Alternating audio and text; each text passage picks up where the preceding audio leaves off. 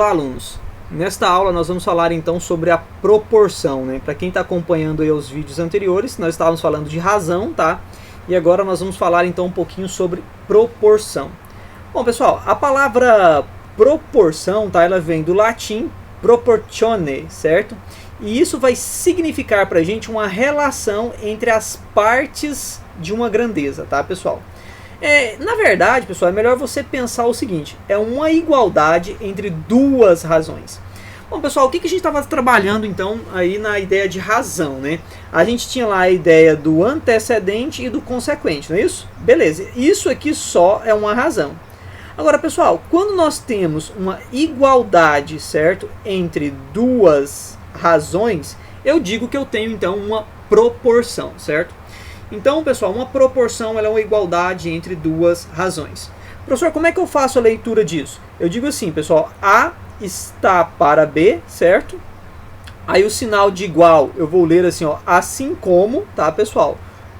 C está para D, ok, pessoal? Lembrando que os denominadores, tá, pessoal, tanto da primeira quanto da segunda razão, não podem ser zero. Por isso nós temos aqui diferente de zero, beleza?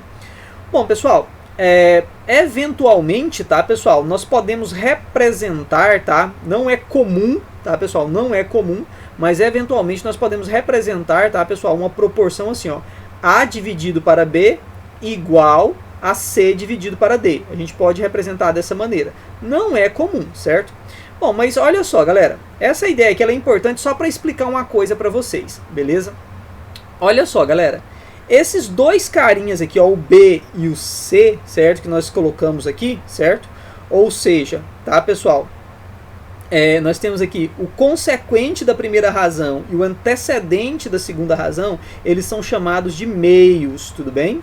Tá, beleza.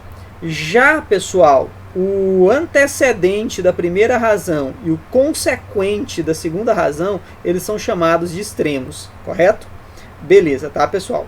Então lembra aí, esses dois aqui que ficam, né, nas bordas, digamos assim, eles são chamados de extremos. E obviamente os dois carinhas que estão ali, ó, no meio são chamados de meios, né? O próprio nome já diz isso pra gente. Então, os números A e D são denominados extremos, tá, pessoal? A e D são denominados extremos, beleza? E os números B e C são chamados de meios. Pessoal, e agora uma coisa extremamente importante. Pessoal, se eu tenho ali os extremos e tenho os meios, vale a propriedade fundamental das proporções. Pessoal, acho que quase todo aluno conhece a propriedade fundamental das proporções. Talvez não conheça, né, da maneira como eu vou dizer aqui agora. Ó. O produto dos extremos é igual ao produto dos meios. Produto dos extremos é igual ao produto dos meios.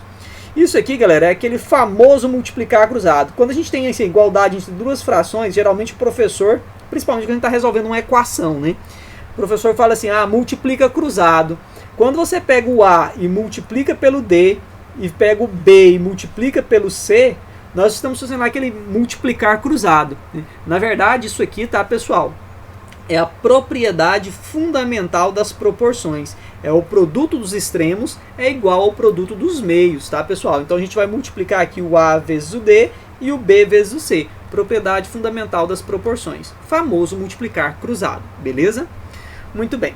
Pessoal, em toda proporção, existe uma coisa que nós chamamos de constante de proporcionalidade, certo, pessoal?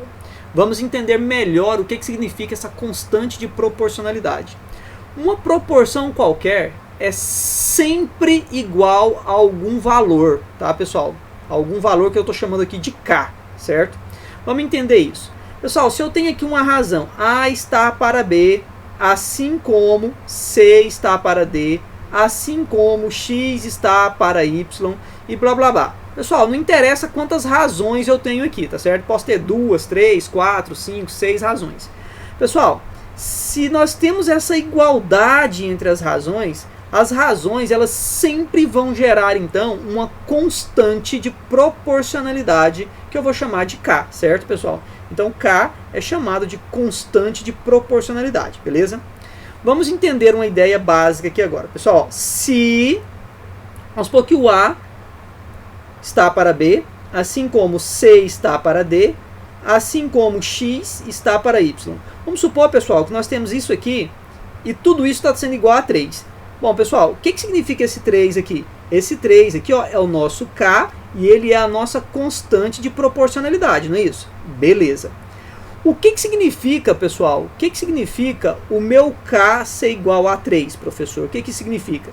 Isso significa que os valores de a, c e x, ou seja, os antecedentes, tá, pessoal? Beleza? Valem o triplo dos valores de b, d e y, certo, galera? Ó, prestem atenção. Professor, como é que eu sei disso? Vamos imaginar a seguinte situação. Vamos imaginar que fosse assim, então, ó, 6 dividido por 2, certo? Assim como 18 dividido por 6.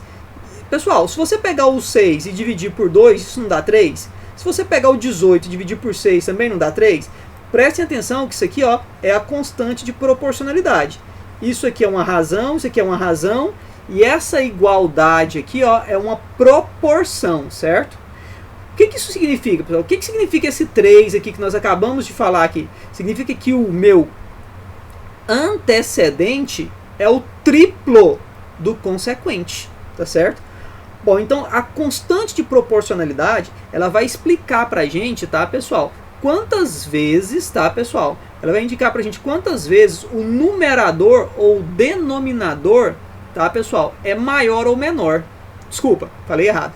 Vai explicar pra gente quantas vezes o numerador é maior ou menor que o denominador, certo, pessoal? É isso que a constante de proporcionalidade vai falar pra gente. Quer ver outro exemplo? Vamos lá, ó. Você tem aqui, ó, A está para B, assim como C está para D, assim como X está para Y.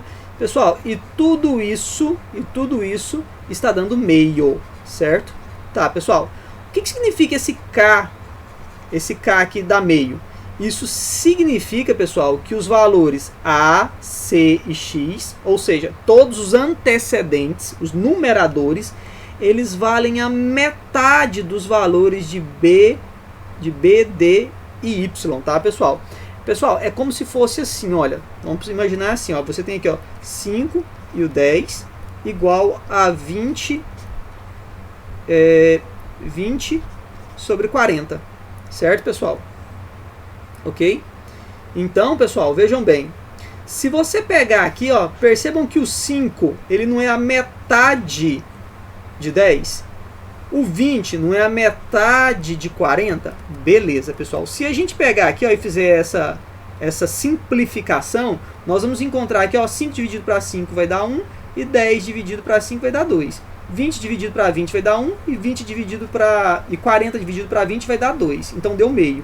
Pessoal, o que significa esse meio aqui? Esse meio é a nossa constante de proporcionalidade. E esse meio aqui, pessoal, está falando que esse número de cima é a metade do valor de baixo. Só então prestem atenção, a constante de proporcionalidade está dizendo o que o número de cima é em relação ao número de baixo, tá certo?